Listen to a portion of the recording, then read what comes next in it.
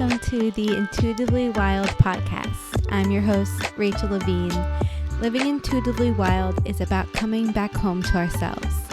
Here we talk about how to live connected to ourselves, others, and nature, and make a commitment to radical authenticity, vulnerability, and acceptance. On this podcast, we delve into a wide range of topics that span the human experience. We peel back the layers and talk about the things that are often not talked about. This is a space for us all to walk and wander this path of life together. Let's dig into our roots and go deep. Hello, everyone, and welcome back to Intuitively Wild, the podcast, and welcome to our last solo episode of the year and our last ritual episode for the year.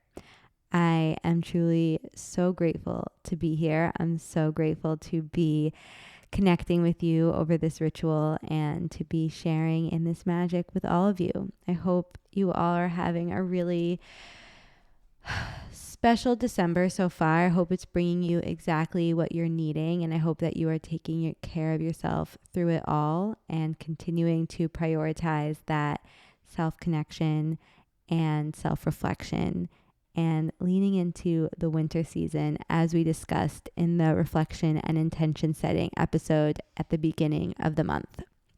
I hope you're just continuing to honor that for yourself. But today we are talking about our ritual for the month, and December is bringing us many moments to ritualize and celebrate. We have the Winter Solstice on the 21st. We have the new moon in Capricorn, which is falling on New Year's Eve, and of course, the new year in general.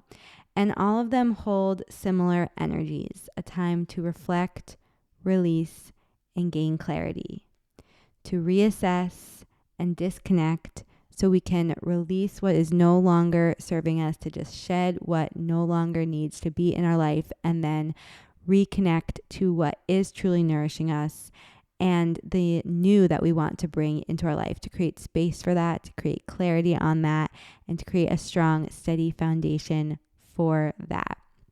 So this ritual is for that energy, is for this time period in general, is for the winter solstice, is for the new moon, is for the new year.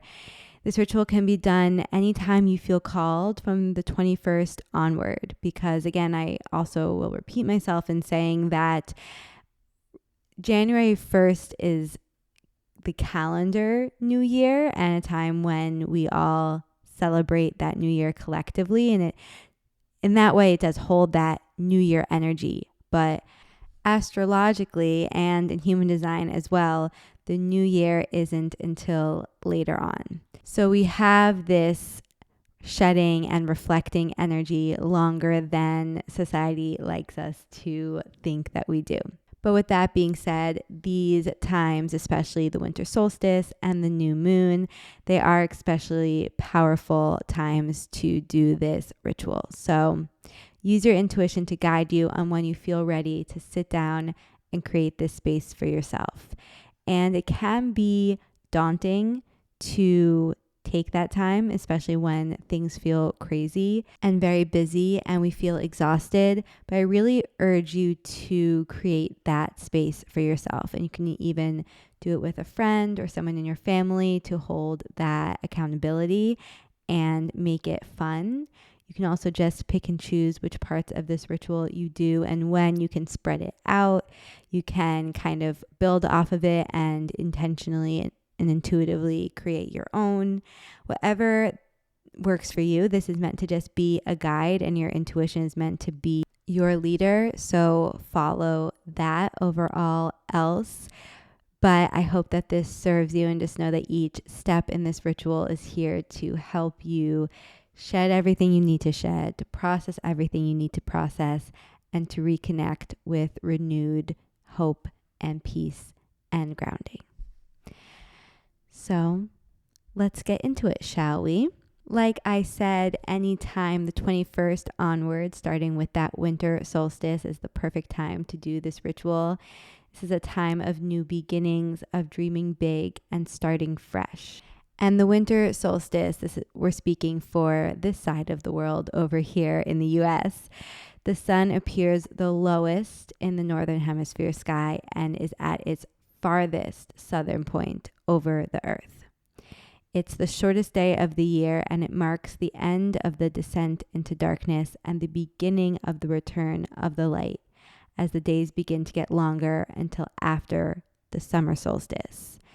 And I really think that this is an important point to highlight because while it is the official mark of the winter season, it also is a profound reminder that the lighter days are returning at the same time. The first day of winter is the first day that the days start to get longer, that the sun starts to get brighter. And similarly, the first day of summer is when the days start to get shorter. And so again, it's all so intertwined, and I love that. I think it also gives us hope as we are embarking on this journey into the winter time, this darker, deeper well, that there is light at the end of the tunnel.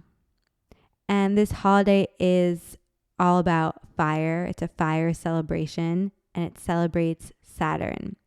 And now we are in Capricorn season, which is ruled by Saturn, and we are honoring the Capricorn new moon as well. So anything Saturnian themed, which is about structure and responsibilities and commitment.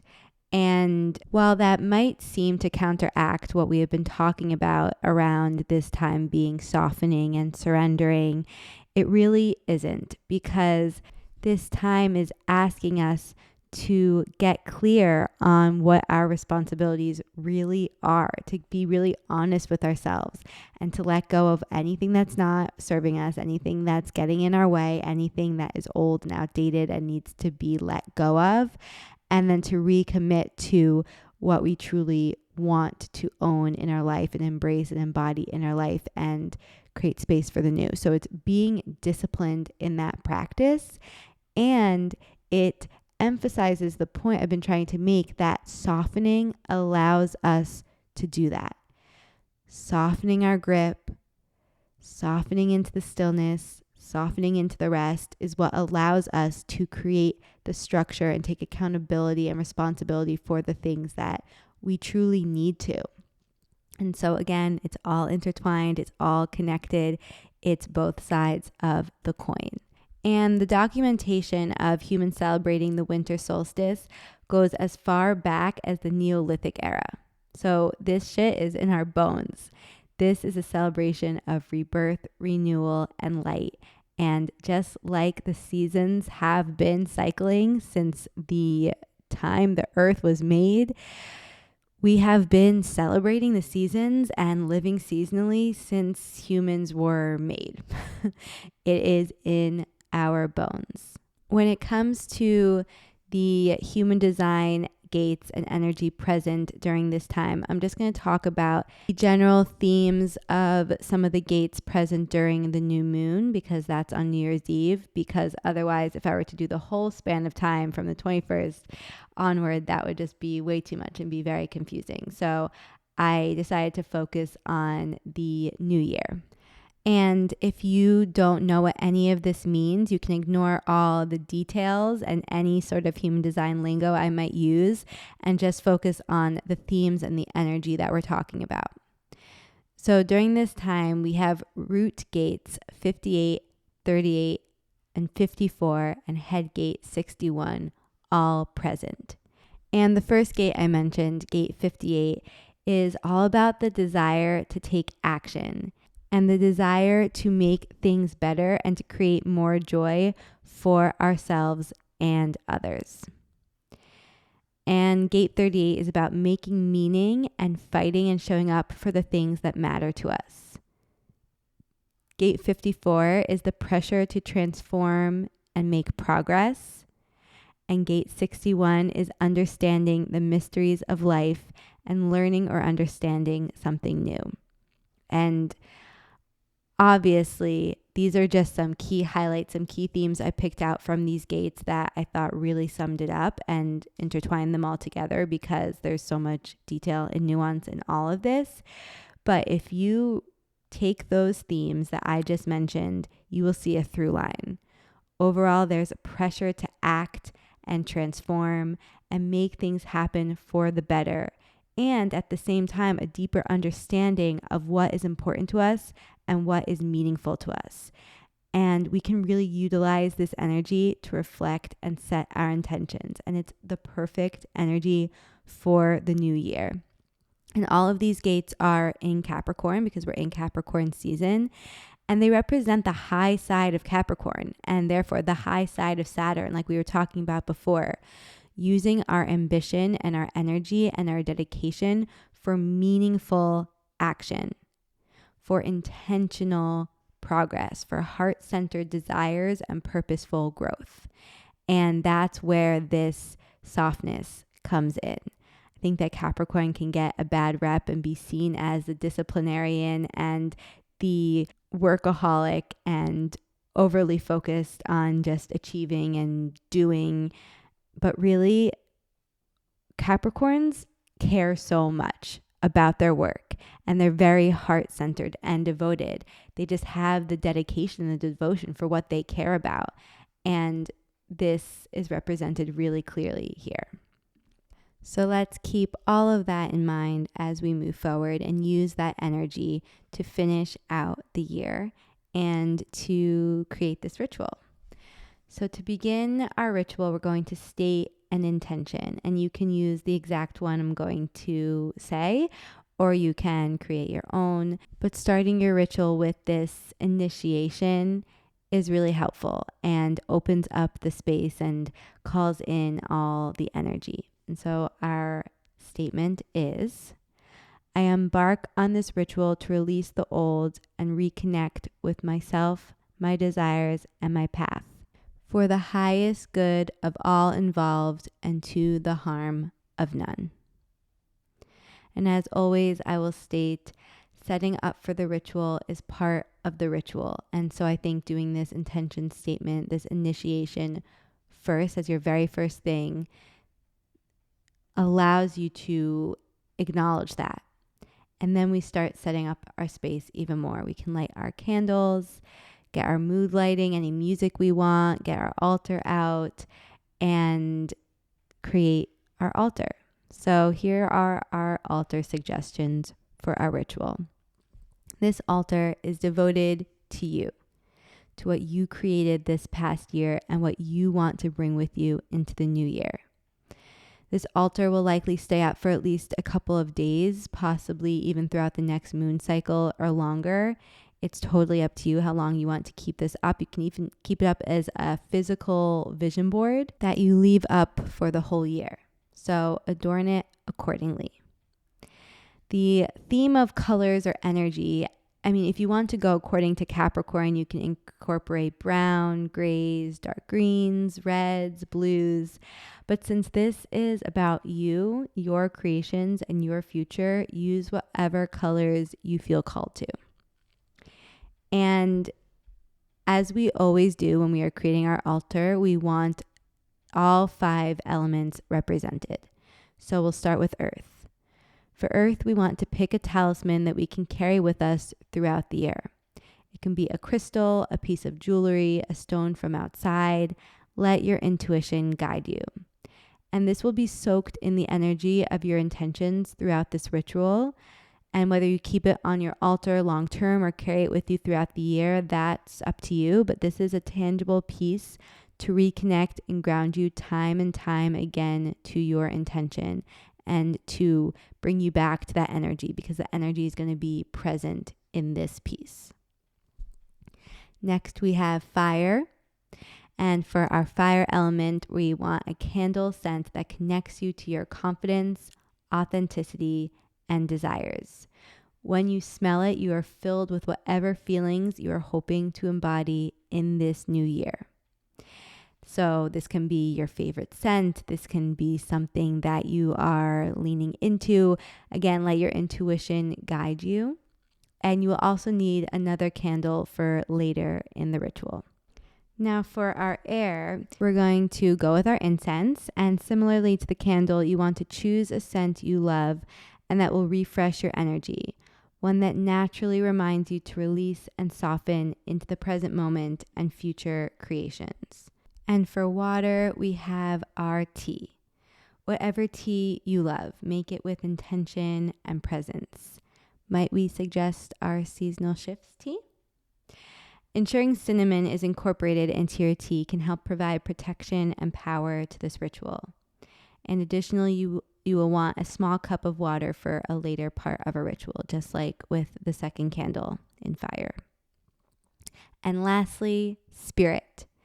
This is your time to deepen your connection to your intuition, God, the universe, your spirit guides, whatever helps you feel deeply nourished by that deeper wisdom within and around you. Who is that for you? What is that for you? Maybe write a letter to your intuition or God, or put a symbol or picture that represents this connection for you on your altar. Whatever works for you, whatever feels good for you. Okay, our yoga therapy tools. Oh, the heaviness and busyness of this time can leave us feeling tight and with a weight on our shoulders. And my intention with these practices for our yoga therapy section is to allow us to open our hearts and gently and powerfully allow us to soften, release, and welcome in beginnings for the new year. So we want to get into restorative fish pose.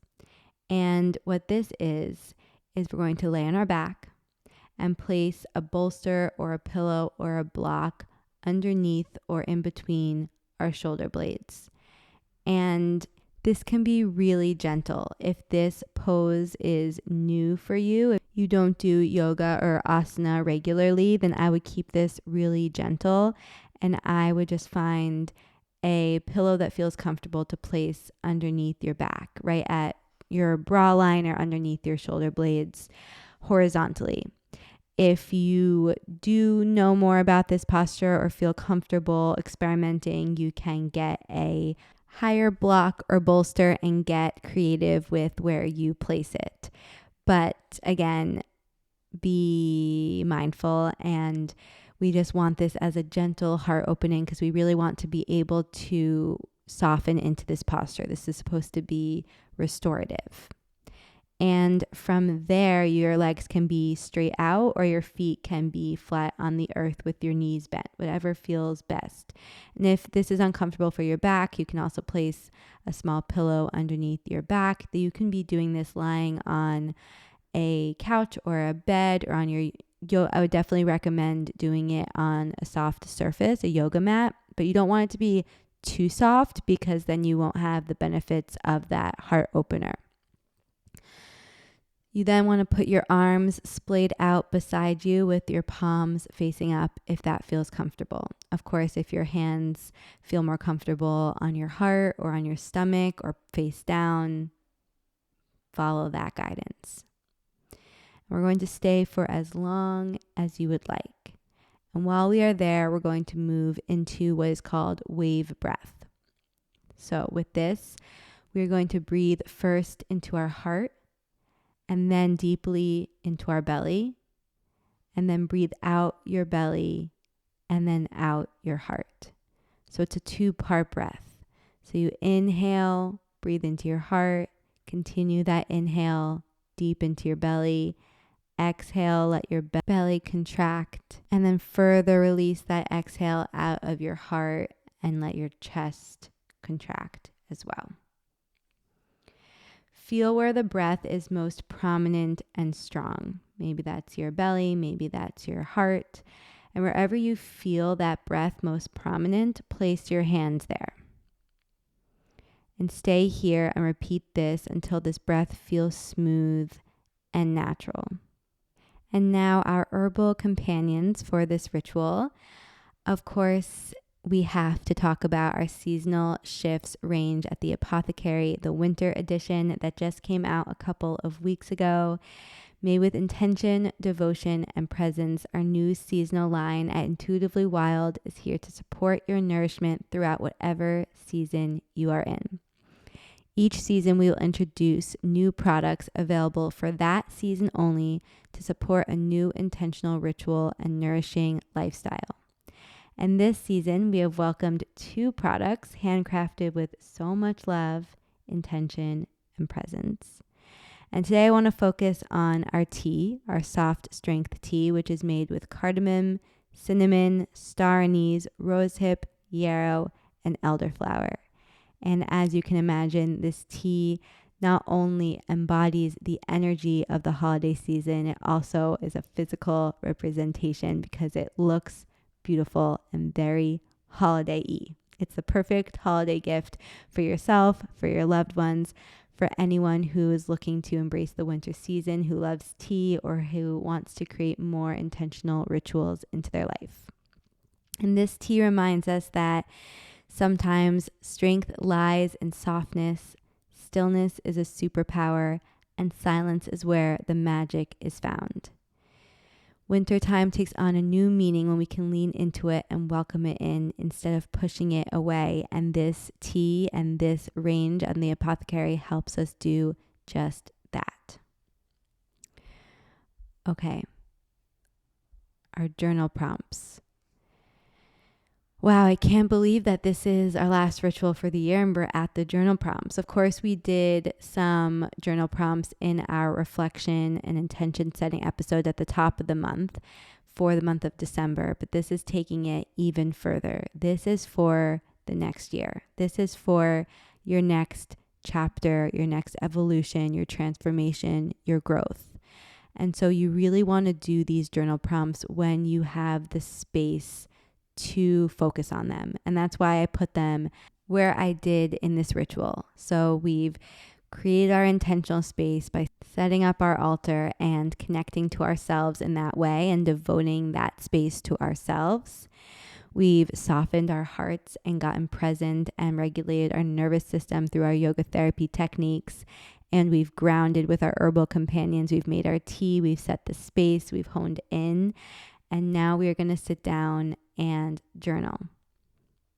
And this can be a lot. 2024 was a lot. It was a long year. It was a layered year, and it brought many different moments of growth and challenge and celebration, both collectively and of course personally.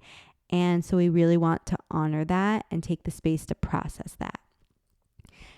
So I hope that these journal prompts can really help you do that. So if I could sum up 2024 in 2 to 5 words, what would they be? When I think about 2024, what comes to mind? What am I proud of myself for from 2024? What challenges did I face? What lessons did I learn? What held me back this past year? What did I feel shame around? What did I embrace about myself? What am I ready to let go of? What do I want to feel in 2025? How do I want to look back on 2025? What do I want to be proud of myself for? How do I want to show up for myself and my life in 2025? What is my greatest heart's desire for 2025? What am I ready to embrace? And I know that these are a lot of questions, but I think they're all really important. And again, these will be documented in a written blog as well if you prefer to intake it that way. But take the time and also be soft with yourself. If you want to pick a couple to do now and then come back to the rest, you can do that as well. But there are some in here that I think are just so important that you can't miss them. Especially, what is my greatest heart's desire for 2025? I think if there's only one question that you answer in regards to intention setting, it's that one. It's really important. I think that society takes away the sacredness of our reflections and intentions by making them goals and automatically thinking that we have to just write down our top 5 goals for the year and then immediately start taking action on them. When really it is a sacred act of the reflecting and the processing, and then the clarity on what we truly want, on our heart's desires, on dreaming big and preparing, and then taking action intentionally and authentically and purposefully. We don't just want to jump into, okay, these are my business goals. This is what I told I should do, or what I think I'm supposed to do, or what I've been conditioned to do and I haven't even thought about, and now I'm just going to go do them. We really want to slow down and let ourselves dream big and let our hearts guide us, because our heart's desires are our compass on our path. They are our authentic purpose. We don't need to worry about authenticity and alignment if we get rid of the conditioning and the projections and really just connect to ourselves and then let those true heart's desires bubble to the surface and guide us. That's all we need to do. And it's very hard, but that's what these rituals are here to help us do, to clear the slate and then provide the space for us to connect to that, to connect to our intuition, our wisdom, our desires, and to let those things come forward. So I hope you connect to the sacredness of that. And a practice that is really going to help us do that is this next one. As we move through our ritual, we're going to move into reflections. So there's really no right or wrong order to this. You can do this before the other journal prompts, or you can do it after. I think the other journal prompts can help you gain clarity on what you're going to write about for this next step, but it's totally up to you. So write a letter to yourself, recognizing all you grew throughout 2024. Acknowledge the pain, emphasize the pride, write down the challenges and hardships, the moments of laughter and peace. Write all about it. And then thank yourself, forgive yourself, celebrate yourself, acknowledge yourself. Take your time with this letter. It doesn't need to be any sort of length or detail. You can do what feels good for you, but really sit in the feeling of it and see if any feelings need to come up. Maybe you need to cry, or maybe you need to laugh, or maybe you need to call a friend and talk something through. Whatever comes up, just honor that. And when you are done, we're going to grab our second candle and small cup of water, and we are going to safely place this letter into that candle and be present with the burning of this letter. Watch how it burns. Observe the pace that it burns, the pattern. And when it's done, use your small bowl of water to extinguish the flame, acknowledging that you have transformed, you have grown, you have shed old skin and released past stories and are moving on to the next season and cycle of your life. And you have integrated all that you've learned. You're taking with you all that you need to, and the rest you are letting fade away. You are letting burn. Okay, we're moving into our intentions. So grab another piece of paper or your journal and write at the top of your page, my intention for 2025 is, and this is so deeply personal I can't even begin to choose an intention for the community. Through this ritual and perhaps further processing and connecting that needs to be done, your intention will come to you. But that's a big purpose of the journaling prompts, is to help you get to this main intention.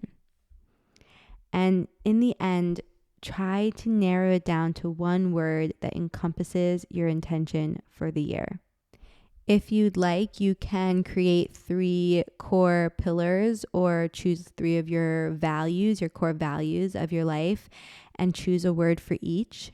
But I would still, even if you do that, recommend also choosing one overarching word, because that word, it's really profound how that word does shape your year. Even if you don't intentionally connect to it throughout the year, setting this intention, setting the foundation of your year with the energy of that word does some sort of magic. And I don't just speak from personal experience about this. I've really seen it shape the year of many, many people I've talked to, really everyone I've talked to who has done this ritual. Even if they set aside that word for the rest of the year and don't look at it until they're reflecting at the end of the year, they can look back and see, oh, wow, that's kind of crazy. So I would say that choosing one overarching word can have a big impact. And then you're going to write down an intention statement, or can be known as a mantra, that includes this word in it. A statement that you can connect to over and over again. And it can be very simple. We want it to be in the present tense, that when we state it, we are owning it and embodying it in that moment. And for example, say your word is joy. Your intention statement can be, I embrace joy. Or, this is my year of joy. Or even, I am joy. Whatever feels good for you. And it might take you some time to get to that statement and get to that word, and let it take the time it needs to take. Lastly, write 3 to 5 action steps that you know you can implement and integrate into your life in January, right away. And they can still be challenging and you can still feel discomfort around them, but you have the support, or you know that you can hold yourself accountable to really implement them into your life right away. Because this is how you foster that trust within yourself that you are going to take action towards your dreams. And this is how you know that you are going to hold yourself accountable to this intention throughout the year. Because as you know, those same people who write out those goals and take the action January 1st are often, quote unquote, falling off the wagon by the second week of January or the end of February. So really taking this time to be intentional, not only with what our dreams are, but with our action steps to get there, is an important part of the process. Because when we see that we're taking action towards our goals and our dreams and our intentions, we are proud of those actions, and they feel authentic, they feel good, they embody the feeling that we have intentionally gained clarity on, that we want to feel, then we continue to build this strength and connection with our intuition, and we continue to take those action steps. And it's just an ongoing spiral that builds off of each other. So each step of this process is important, and the intention and presence is the key. And as always, we are going to grab an index card or a Post-it note or a piece of cardboard and write out our word, our intention statement, and our action steps. And feel free to decorate this as a vision board, but make sure to place it somewhere where you can connect to it in your daily rituals. We've come to the end of our ritual. And also give yourself permission to sit in this space as long as you want to and as long as you can. For some of us, this ritual might be the only time in December that we have to ourselves, that we have in silence and stillness. I hope it's not. I hope you create a lot of space for that this month. But if anything, I hope that you really squeeze all the juice out of this ritual that you can, that you've really created the space for yourself to be here, to sit in this magic, to sit in this energy, and to connect with yourself. And when you are ready, at the end of your ritual, place a hand on your heart and acknowledge yourself for all of your growth, for your presence, for your devotion to yourself, and take time to really connect within. And then say, this ritual is now complete. This ritual is now complete. This ritual is now complete. Thank you, thank you, thank you. And then extinguish your flame. And we actually don't want to blow out our candle. We want to extinguish it either with our fingers or a candle snuffer, because that way we don't blow away all the magic we've created in this ritual. We're keeping it contained and around us. I really hope that this ritual serves you. I really hope that you do it and connect with yourself. And I'm so excited for all that this new year is going to bring all of us. I can't wait to watch how this community grows and how our connection deepens. At Intuitively Wild, there will be a lot of changes in 2025 that I am so excited for. But one thing I do know for sure is that this podcast is going to continue, and the intention more than ever is connection. So community is everything here, and I would really love to hear from you guys. I would love to hear what this ritual was for you and what came up for you if you have your intentions set. And just continue to stay in touch. If there's anything you want to hear us talk about on the podcast in 2025, please let me know. If there's anything in general that you want to see at Intuitively Wild that you want us to focus on, or that you feel support is needed in, please reach out. I will be taking about a week off, which I'm so excited about, from the holidays into the very beginning of the new year, but I can't wait to then come back refreshed and reconnected. So with all that being said, I hope that you guys take that space for yourself as well. And I hope that you have the most magical rest of your year. And I will see you all soon for more magic. Thank you so much for joining me on this episode of Intuitively Wild, the podcast. I hope it helped deepen your connection to yourself, sparked some insights, and inspired you to live intuitively wild. If you enjoyed this podcast, it would mean so much to me if you would share it with others and leave a rating and review. And please reach out to me. I would love to connect with you. I will see you next time for more magic.